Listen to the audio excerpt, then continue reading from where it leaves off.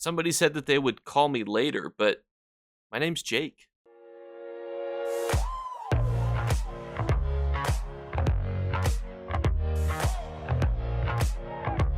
What's going on, YouTube? It's the weekend. We're inside the Hollow City, inside of Cold Harbor, outside the plane of existence to go over our first of two weekend vendors. Retalk to the first vendor here, just in case they got any housing items that we need for two reasons. One, you may want to put these inside of your own home.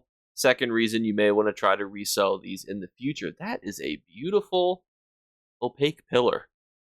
And then, so the reason you want to look at these is for those two reasons. Which of those have the most resale value? Really, 20,000 gold for this gigantic glass pillar feels like a great deal. And then we've got these two geodes. Now, I've actually purchased these geodes for my house before. They actually did resell for about 10 to 20,000 gold.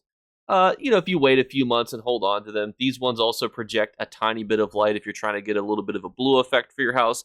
None of these jump out at me, although a gigantic blood crystal for 4K feels like a decent value too. But it'll come down to you, what you're potentially looking for, and if there's anything specific you're trying to build your house around. We got crystals again.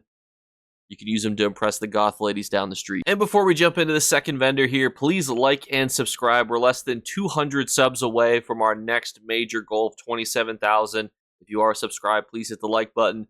Because now we're in our High Rock gate. Everybody has the golden in one of their gates. And we're going to look and see if they've got anything worth it for us this week. And we start off actually with our monster sets, which are masked this week. And we start with Lambrus from Crypt of Hearts 1.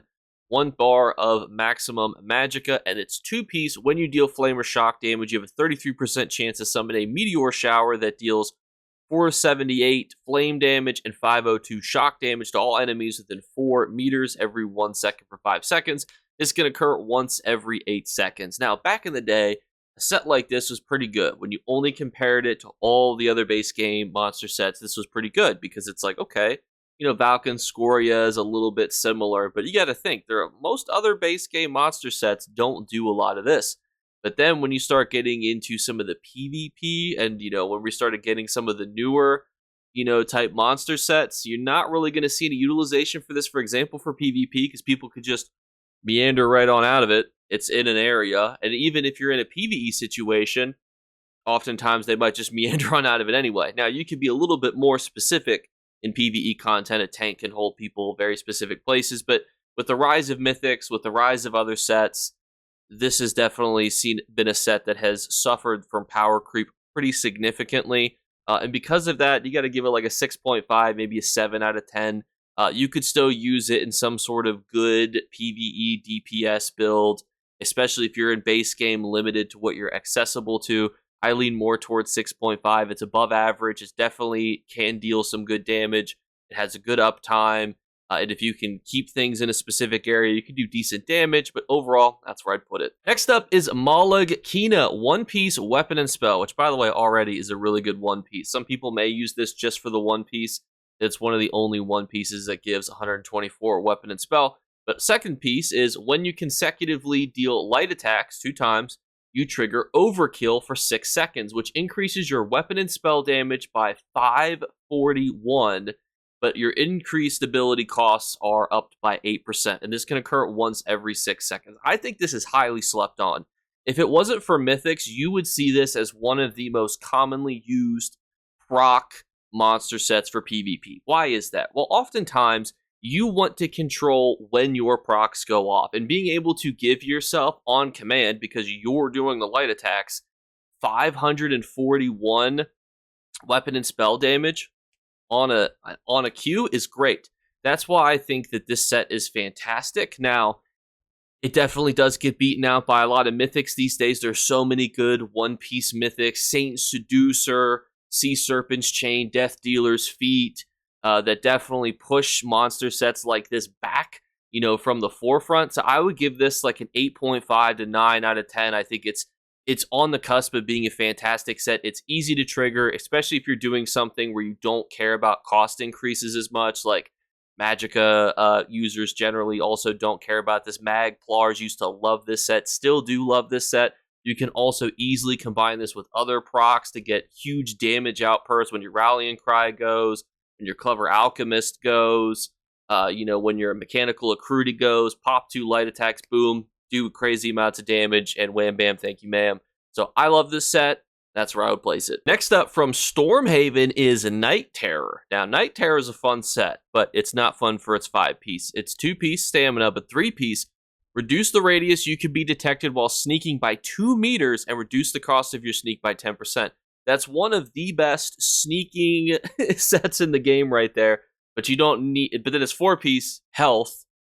What sneaky person needs a bar of health?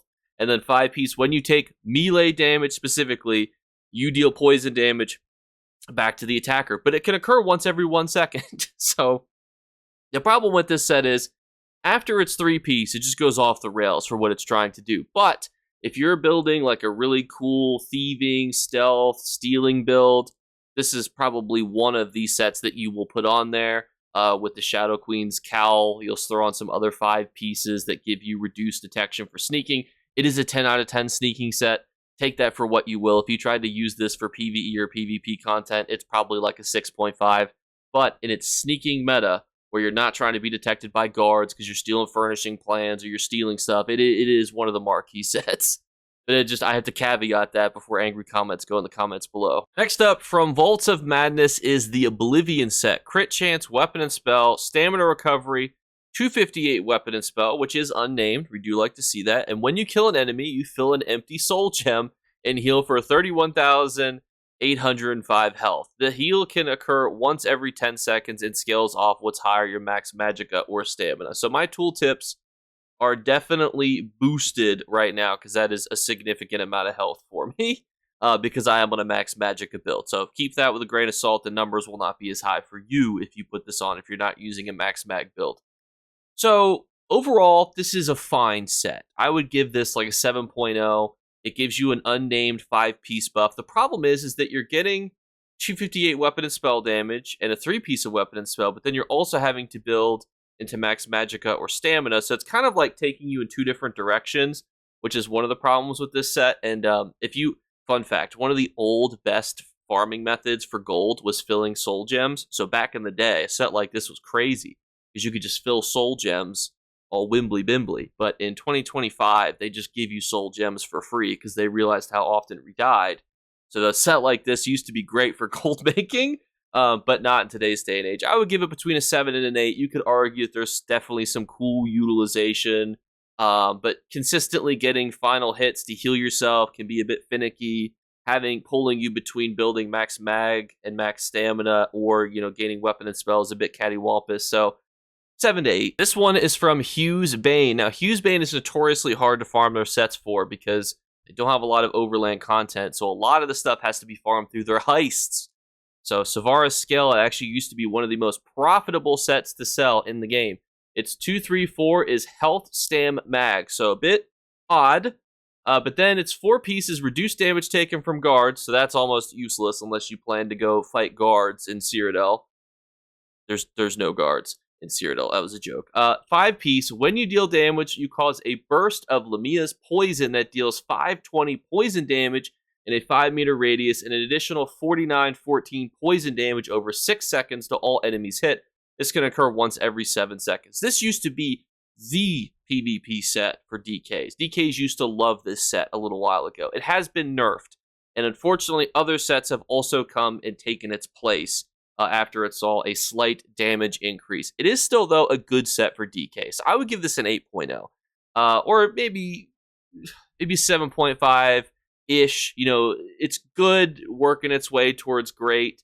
Overall, though, the damage hurts it. It's also very fine in what you use it for. It really does get used primarily for like dot-based DK builds, but it is one of these sets that used to be like this was a fantastic set, and it made farming heists super profitable for a while. Next up from Eden Hollow 1 and 2 is Undaunted Bastion, which gives you health armor.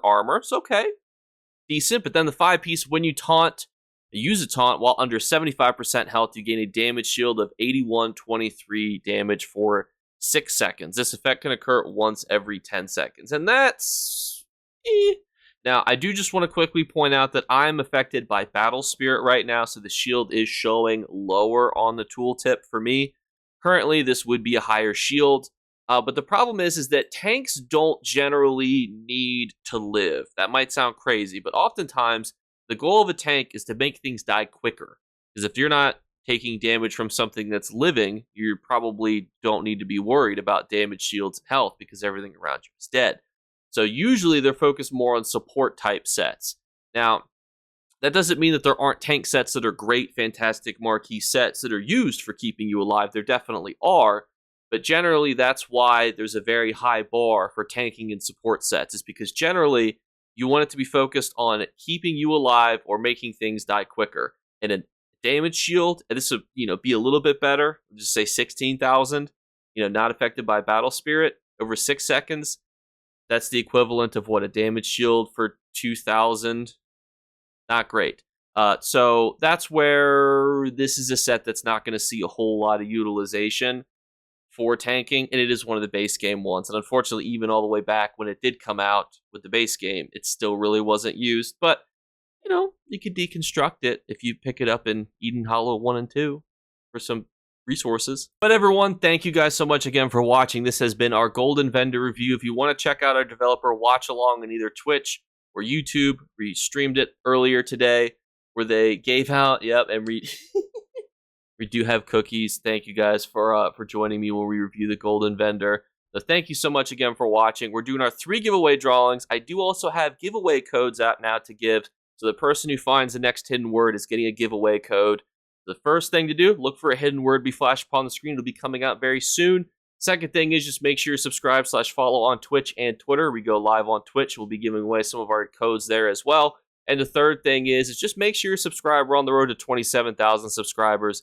Help me hit that goal, and I would appreciate it greatly. So have a great weekend. I'll see you guys tomorrow with some more live streaming while the drops are active, and I'll see you there. Bye, guys. You better remember to like and subscribe to Jakeclips. Or you should. I might have to pluck your eyes if you don't. Or, better yet, I'll skip rope with your entrails. Do it now. Subscribe. Ta-ta. Off with you.